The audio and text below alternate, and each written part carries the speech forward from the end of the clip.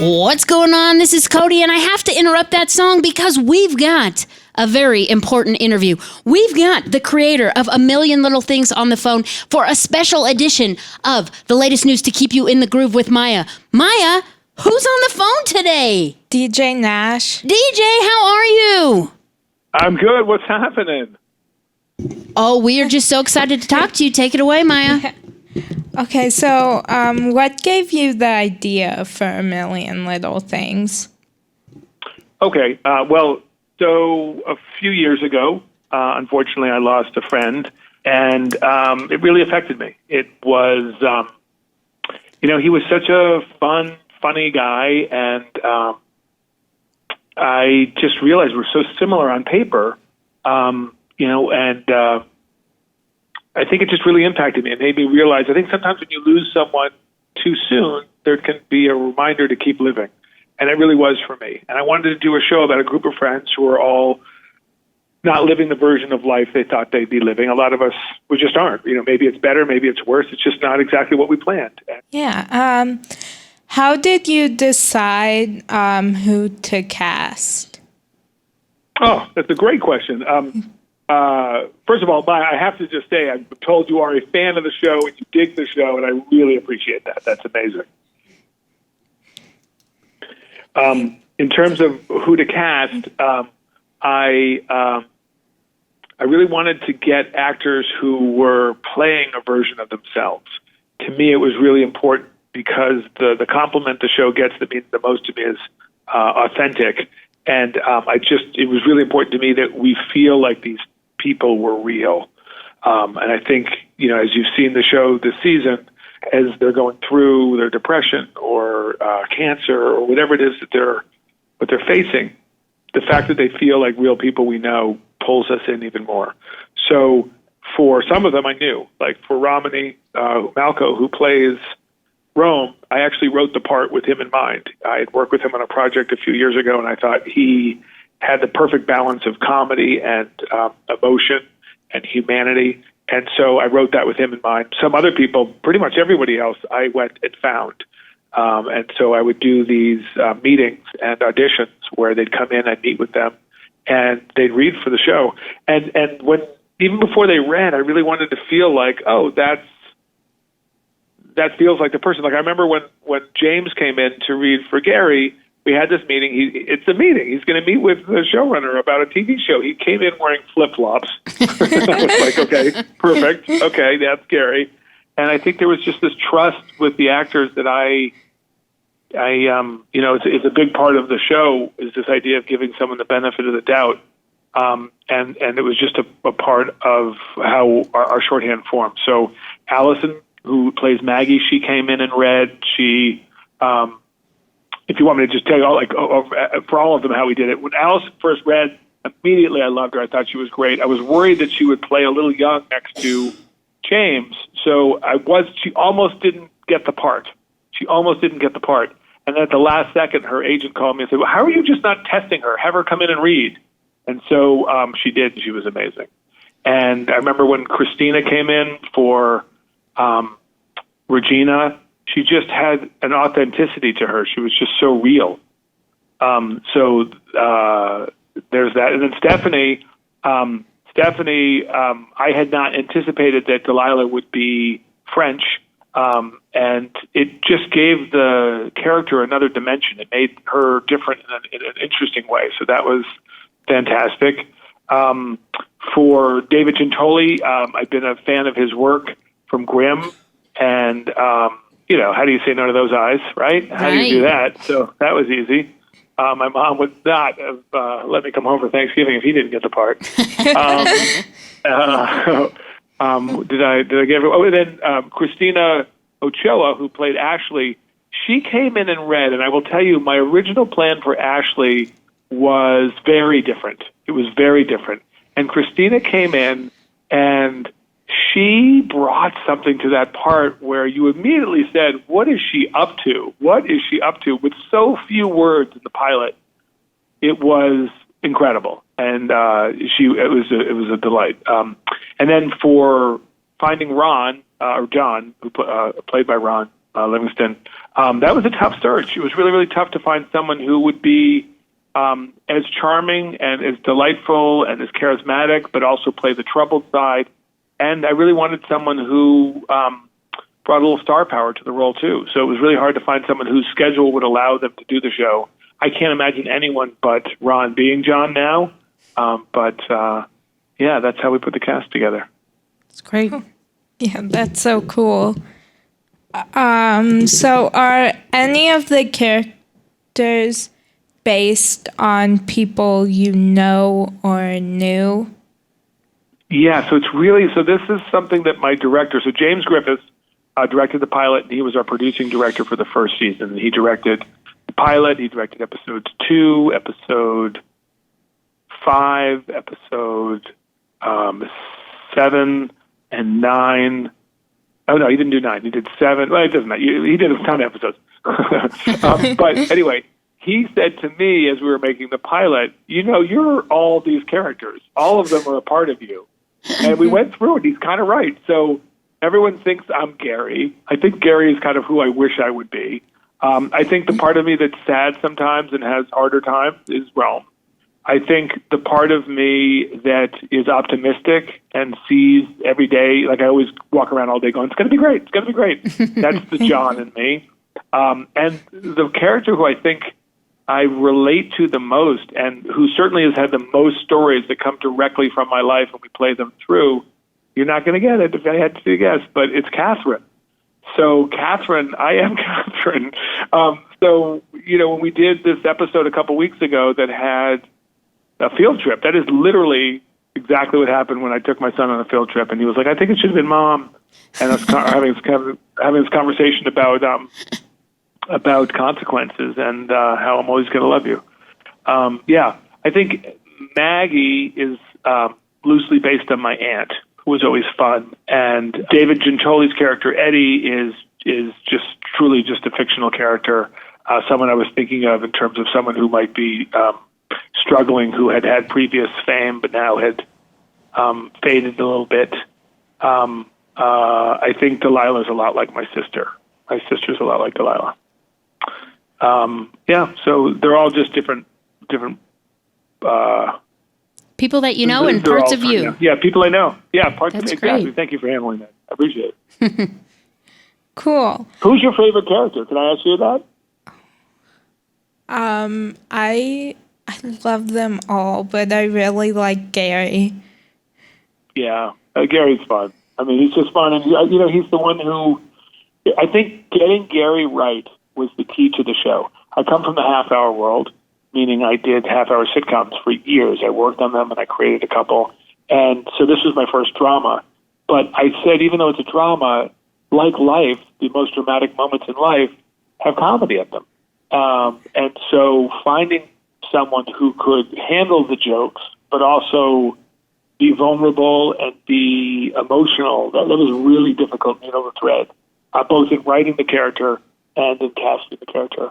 And now, it's so funny because James and I have such a shorthand that it's the easiest thing for me to write for and for him to play. I mean, it is so, it lines up very well, where sometimes I forget whether it's a line I said or he said, who tweaked the line and how it came to be. There's a line in the finale where Maggie's upset and she says, "What's going on over there?"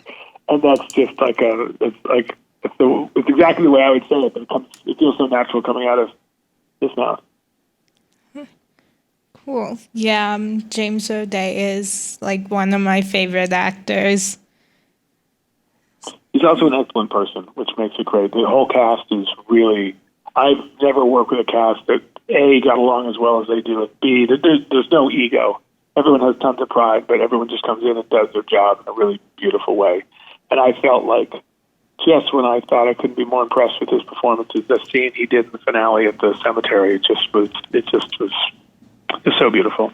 Are any of the storylines in A Million Little Things inspired by something that has happened to you?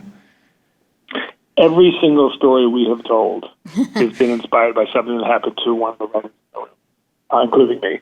So we have there's 13 writers that work on the show, and pretty much every storyline comes from something in our life. We may change it a little bit, make it a little more dramatic for television, but if you said any storyline, like just think of a storyline if you even want to throw one out for me to tell you how it came to be, but pretty much every storyline came from a real experience we had. So like I said, with the episode with Catherine and Theo going on the field trip, my son, I was a chaperone on the field trip, and I'd taken the whole day off of work to go and be there with him. And he was just in a bad mood. In the show, he got a nosebleed. In real life, he had broken his foot, so he couldn't run around like the other kids, and he was really in a bad mood about it. And he was the whole day, he knew he was this bright, shiny kid, and he was just in a really bad place. And when we came home, he was just, again, digging in. You did a terrible job. I just took the whole day off. And so I said to him, you know what, dude, you can't do that. You got to go up to your room. I'm done. And he goes, Dad, give me a consequence, to make me take out the recycling. And I said, do you feel bad? That's your consequence. And then that night, when I came up to tuck him into bed, he was really upset. He's like, I'm really sorry. I'm sorry. And I said, no, bud, I'm over it. And I want you to know the whole time, even when I was mad at you or when you were mean on the field trip, like I never stopped loving you. And so that story literally happened. What are you most proud of in your career? Oh, that's a really great question. Can I give you a couple answers? Because it's a really great question, and I think 17 different things came to mind. I won't do all 17. My assistant this year was so amazing. She was just incredible. She was with me every moment that I was at work, and she really was so funny. And there was one script that I needed to do a very big rewrite on, and she was just so helpful. And the next day, the network called me up and said, what did you do to that script? The script's amazing. How did you do it? And I said, oh, that was me and Michelle. And if you love the script, we should put her on staff. So for the last few episodes of the season, she was promoted to be a staff writer. So she got her first writing job because of our show. And I think that part of it, the idea that, people who are working on the show are having things happen to them and are getting chances they may not have otherwise had, that's something that I'm really proud of. There was the other day, I was in the editing room, editing the finale, and I was there with our producing director next year, our editor, our assistant editor, and 2 writers from the show. And I was the only guy in the room. I'm pretty proud of that because when I started writing in TV 18 years ago, the numbers weren't like that. And I think that was pretty cool. I think in terms of shows I've worked on, getting the chance to tell my dad's story and growing up Fisher was really cool. My dad is blind, and he's always been sort of my North Star, the guy who I thought I could do anything in the world because he did it blind. And I think with this project now, as much as I may have anticipated it, I didn't fully understand how much some of these topics would resonate with people. And so the idea that this show that originally was my story has become all of our stories, that's really been an incredible part of the year. And it really is something that keeps me going because the hours are long and it's really tough. But knowing that the show is resonating with people, and on Twitter, if someone tweets a story or an experience that they feel inspired because of the show, it's been really, really, really great. In fact, to come full circle, Rome, that storyline with Rome in the hospital where the kid, PJ, reads his script and sort of feels validated by Rome's script, and seeing Rome have this moment of, oh my gosh, my script actually affected someone.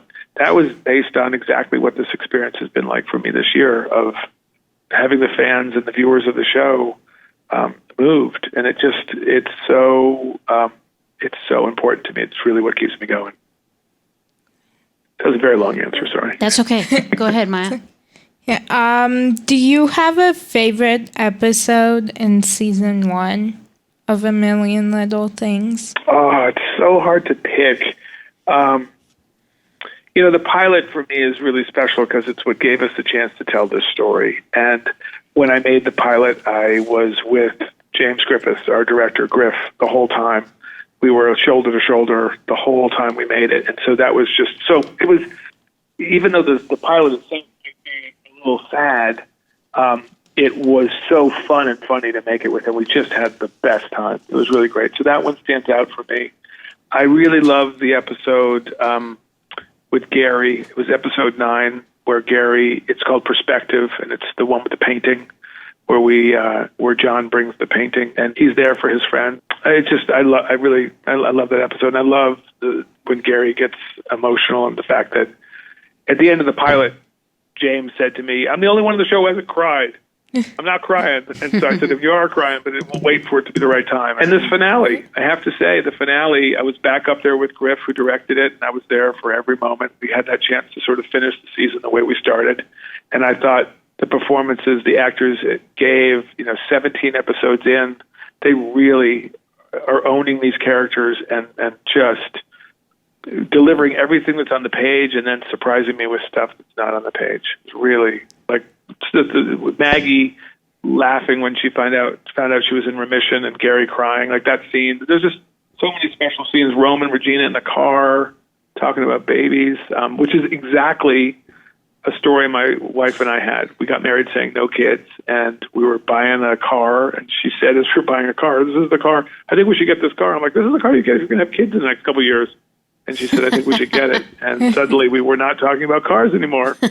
It'll be really interesting to see what happens with Rome and Regina. So luckily for us, we both changed our mind, and we have 2 kids now.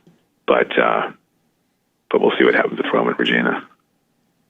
Yeah, and that whole episode about the painting, and that whole episode just was emotional. But then when Gary started crying, I started crying, and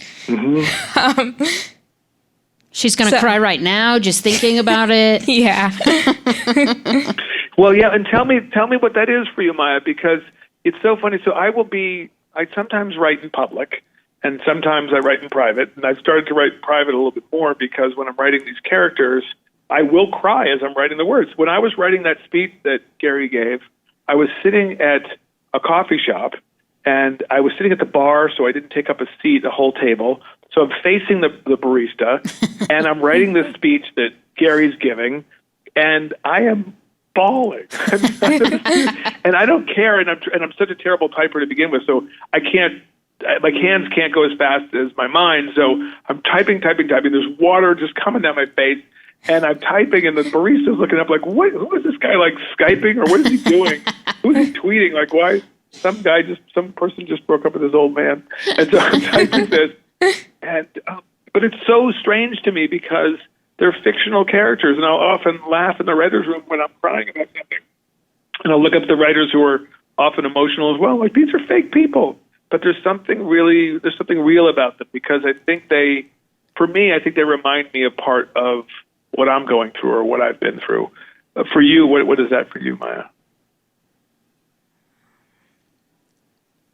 What do you think about when you're watching the characters, Maya? What kind of comes into your head? I don't know. I mean, I feel like there are parts of different episodes, parts of episodes that I can kind of and one of the characters will do something, and I'll see myself in that character with what they do. Yeah. So that to me, that goes back to my stand-up days, Maya. So when I used to do jokes on stage, I would tell a joke because something happened with my wife or with my kids or with my family or something. And I would at first think this is a joke about something that happened to me. And then when the audience laughed, I realized, oh, they're laughing because they have had similar experiences. And I think that's what's happening with these characters. I started writing them thinking, oh, these are things that have happened in my life. And then you realize, oh, people are identifying with it because it reminds them of their life. I think that's why everybody, from the network president to my mom to my sister to strangers, everyone said, the thing that people said to me the most this year was, please let Maggie make it.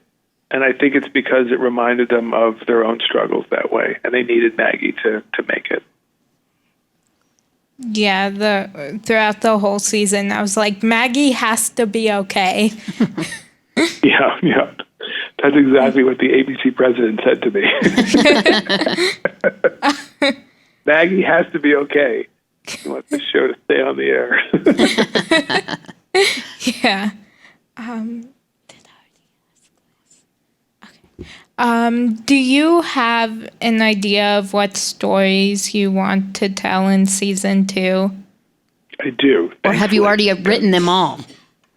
I have not written them all. Oh, okay. There's some stuff to be figured out for sure. I have a room, as I said, of there's 13 of us, and we're going to get back together on April 8th. Every few days, I have a lunch or a breakfast with the number 2 on my show, David Marshall Grant, he's the showrunner who agreed to help me out on this show. So he's really a wonderful writer, and we get together and we pitch ideas. Today, we got together just this morning, and we talked about a few ideas.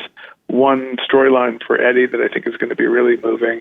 And then there's a Colin story that we're talking about with Maggie and Gary. So there's a bunch of stuff that we have planned. There's a little bit of a mystery to season 2 the way there was in season 1. And it's really fun to plot that out. Coming from the half-hour world, in sitcoms, episodes reset every week. So you just kind of want to get back to the same place. Whereas in this show, you're serializing, you're tracking a story over the course of the whole season, which is a new muscle for me. And it's really been fun. Planting things like how Delilah and John met at the airport in episode 4. That was a story that was told, and we knew because we were going where we were going with our finale. You were also the creator of the 2014 show Growing Up Fisher, which I loved. Right. I loved that show. Did you watch it? Yeah, I love that show too. I loved it. Yeah, I'm looking at a poster of it right now. It's in my office. I'm facing it right now. Yeah, my family and I loved it, and we were so upset when it ended. Yeah, it's interesting. I was really upset when it ended too, and I remember thinking like, am I ever going to have another show, and what now? And sort of like John says in the pilot of our show, everything happens for a reason. I think I needed to do that show to be ready for this show. And the people on that show, Eli and Ava and Jenna and JK and Lance, all the whole cast, I still stay in touch with. They're wonderful people. They've become, they're lifelong friends. And that story was really fun to tell. It was a really, that all of that really happened to me. Those stories were very, very real. When my dad got the guide dog, our whole life changed. And, yeah, that was great. I'm glad to hear you got to watch the show. Yeah, so do you have any fun stories or favorite memory from the set of A Million Little Things? The set of A Million Little Things. Can I tell you a funny story about when Growing Up Fisher premiered, though? I'll do both questions for you if there's time. So the show is about visually impaired dad and his son. And when my dad, who is visually impaired, and my dad would be angry if I said visually impaired, he'd say, "I'm blind. Tell people what I am." So anyway, when my dad got his dog, it changed our life because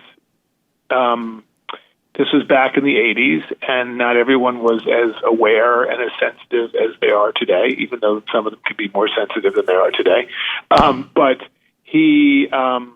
people would stare. And even though I love my dad and wanted everything for him, when you're 15 years old, you don't want people staring. You want to fit in. You want to seem like you're like every other kid. And I just never got used to people staring. And even though the stares are probably sweet, like, oh, what a cute dog, or how nice of the son to help his dad. Well, the weekend before Growing Up Fisher premiered, we were all in Boston for my dad's 80th birthday, and I have 4 siblings, so we all went to Boston. And ads for the show were on, and my family's all excited. They're so supportive. And my dad, we were out to dinner, and he had to go to the bathroom. And like I have probably 2,500 times, I walk him towards the bathroom. And my dad currently, his dog now, Gilbert, is the largest guide dog in captivity. This thing is enormous. And the dog gets up, knocks over a chair. Everyone in the restaurant is staring. And I'm like, right back to being 15 years old. And I walk my dad to the bathroom. And as we're walking, I said to him, "Dad, you know what's amazing? A year from now, if this show's still on, when people see you and the dog, they're going to think, oh, just like the guy in Growing Up Fisher. They won't know it's you, but we will." And my dad turns to me with all of his love, and he goes, "People stare?" He didn't even know. He didn't know, Maya. He had no idea. He didn't know. That's not fair. Anyway, your question was, do I have any funny stories from the set of A Million Little Things? I do. I have tons. Tell me a character, or tell me actually an actor you want a story about, and I'll tell you a story about James them. Roday. She says, James Roday. How did I know you were going there?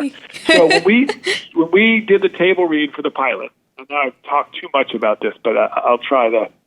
But when we did the table read for the pilot, it was the first time we had the cast all together. So we were in a room. It was like a banquet room in a hotel, and we all got together. It was the cast, me, the director, and Dana Honor, who was an executive producer on the show. And it was the first time I'd heard all of them read the script, and I had been working on the script for 2 years. And when we were reading it, I played every part except for the series regulars. So, you know, the guy at the stadium, or the doctor who calls Maggie, every single part I played, and I read the stage directions so we could, because I knew rhythm-wise what I wanted it to sound like. So as I'm listening to everyone read, I didn't have a chance to sort of appreciate it fully because I'm trying to look ahead to my next lines and keep the show good, the table read good. And as soon as it finished, I just burst into tears. I mean, it was like, I think because I missed my friend, I think because, you know, there's a part of me that's like Rome and was sort of in a better place. And it was just so incredible to see that we were going to make this show, this thing I'd worked on. We're making this. And so Jake looks at me, and he doesn't know what to do because, like, I'm supposed to be the showrunner. I'm supposed to be the big boss and the tough guy. And he looks at me and he goes, "What is that?" He goes, "I was really looking forward to respecting you." And it was so Gary. It was so Gary. And so all season long, whenever I'm on set and he's doing a scene that would bring me to tears, I was so self-conscious of at any moment he could just pick on me. Yeah. Yeah, and so when I asked him at the cemetery, he did such a beautiful job at being emotional, saying goodbye, which is what the episode was called, to John. And I said to him after he shot the scene, "What were you playing?" And, you know, that's a question you might ask an actor, like, what were they using as a motivation, or how did they get to this place when they're doing a scene? I said, "What were you playing?"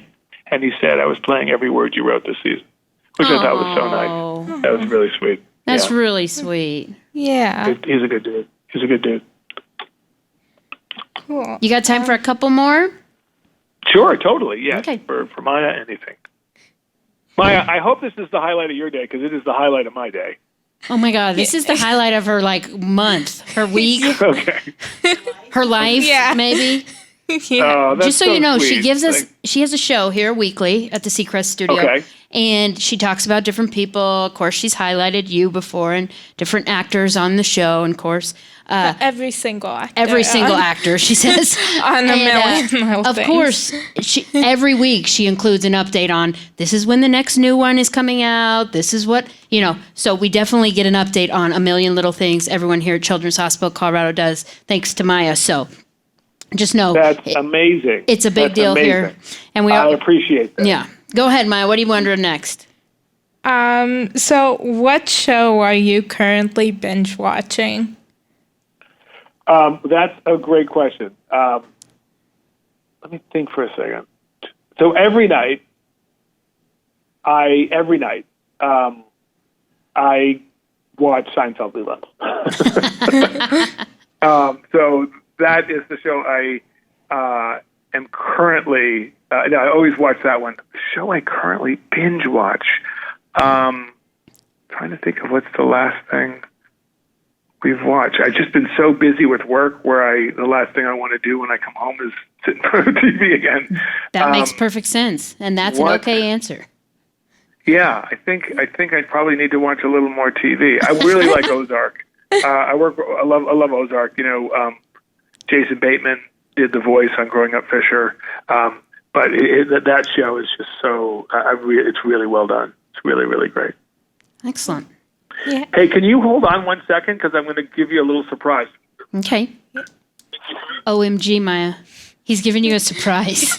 Dang. Yeah. I'm pretty pumped about this. Yeah. How cool is this, Maya? What? I said, how cool is this? So cool. Oh my gosh. Yeah. So cool. Of course, you're tuned into the latest news to keep you in the groove with Maya right here at Children's Hospital Colorado, broadcasting from the Seacrest studio. We're talking to DJ Nash. Yeah, I have to tell him that I have like 4 pictures of a million little things hanging up in the pier pad. So They've made the pier pad. That is a big deal, Maya. That is a big deal. Sorry about that. Maya, are you still there? yeah. I'm here. Maya, I just called my friend James to see if he could quickly say hello to you. I've been talking to Maya. Maya has this radio show, James, and she will not stop talking about how much she loves Gary and James and every single thing you're doing. Oh my God, you have her Maya, crying right now. Maya, I can't take credit for most of what you love. It's really just the beard. It's kind of a magical facial growth that does most of the work for me. That's true. That's a true story. And DJ writes all the words. So he writes the words, and then the beard takes over. And the beard is just fur from Colin, which That's right. people don't know. It's made He from... is actually clean shaven. Roday is completely clean shaven. Yeah. McCollin sheds, and I let all that beautiful dandruff go to waste. So we built it into a beard. He gets there at 4:30 every day that he shoots. Roday has to roll in at 4:30. We just put a lot of glue. Mostly it's mayonnaise, actually. I have no egg allergies. By the way, you are the only person on the planet outside of a very, very small circle that knows about the dog beard. Yeah, well, her show now, I think her show broadcasts to tons of people at Children's Hospital. We are So they may broadcasting to Children's Hospital Colorado. Maya is, I wish you could see her right now because she is covering her face. She is so excited. She can hardly speak. The smile on her face is so humongous. I can't even explain it. She's in shock. I cannot explain how impressive it is that a 15-year-old with this much on her plate is also finding the time to have... I'm sorry, then I take it all back. It's just not that impressive, frankly. No, with that much on her plate is also finding time to have her own radio show. That's amazing. At 16, James, you weren't hosting your own radio show? I totally wasn't. I was not doing that. I'm just saying, maybe you should have been. I don't know. Yeah, I was Hey, taking Mad Dog 2020 in the back of trucks. So, Don't Maya, do what I did. Maya, do you have any other things you want to discuss before we go? Is there any Maya, other why don't you ask both of the two of them? James the question. Come on. Why don't you ask both here. of the two of them your final question? Okay. Give it to us. We're ready. Can I ask 2? Yes. Okay. So, if you could have any song playing to announce your entrance into a room, what song would it be? Oh, James, Well, why I don't you know go first? what DJ's going to say. DJ's going to say Elton John's Tiny Dancer. I don't want to steal. I don't want to steal his thunder, so I will let him give his own answer. And I'm going to say "Shout" by Tears for Fears. Oh, Yeah, Excellent. yeah. I like it. I was trying to pull my song up now. Hold on, let's see if we got it. This is right from the show, guys. Here we go. This is right from your episode, James. Remember when that Ron sang this to you? What is this? Is this I'm Still Standing? We can't hear. There we go. Verbally. What do you got? Thanks for being honest. We didn't have the heart to tell him that. This is it. This is it. Announce it, your yeah. song. It sounds like it's playing underwater. It may be. It may be. It may be. It's under. It's the wet layer before your beard goes on. Totally. Oh, that's fair. Hey, Maya, thank you so much for this opportunity. That's, Thank you so much for calling in. Did you have a follow-up question, Maya? Oh, yes, you did have 2 questions. You're right. you said you She could has have 2. one final question she asks everybody. Yeah. All right, here we go. So, who do you consider to be a real life superhero and why? You know what? I'm going to go with you, Maya. I'm going to go with you and lots and lots and lots of other people like you who are way more courageous and strong than people like DJ and me. And we actually are inspired by you and what you do when you wake up every day, and the hope and the strength that you show, and the way that you help keep your family's spirits up. And that's pretty heroic as far as I'm concerned. I think James wrote for me. I think he just wrote the best words, so I think that's exactly right. I think what we do is just, writing words and saying words, and I think the idea that you can take your situation and beat cancer and now host a show is incredible, and we are so inspired by you. Thank you. She can hardly breathe. You got us all right here. There we go. Oh, man. Well, just make sure every week you're on, you're talking about, on a new episode of A Million Little Things. Be promoting. Don't worry. We already do that. So, of course, we say, don't forget, check with mom or dad before watching. But we know it's definitely for teenagers, big kids. But Maya has turned us all on here at Children's Hospital to your show. And you guys are incredible. Thank you so much, both and of you. If you're a kid, you can watch Psych. And you can watch Growing Up Fisher. There's a lot of great choices. That's true. There's a lot of good Both really good shows. And now you both know that I wear a dog butt on my face. Yes. And we are so excited to not share that with anybody but the entire Children's Hospital. Thank you. Thank you, everybody. Have a wonderful day. Thank you so much. All right. Take care. Thank you guys so much. Thank you.